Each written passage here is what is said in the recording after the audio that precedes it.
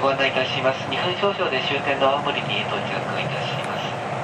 降り口は左側です。5番線に着きます。降り口は左側です。お乗り換えの列車をご案内いたします。津軽線の蟹田行きは6番線から20時32分の連絡です。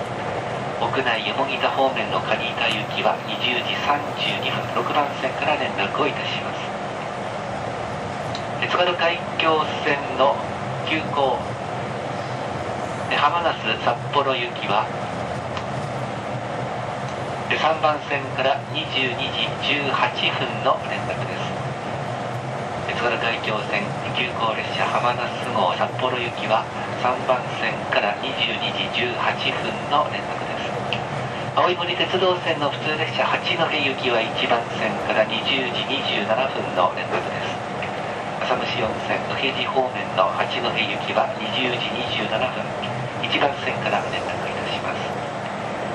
今日は特急津軽7号をご利用くださいましてありがとうございました。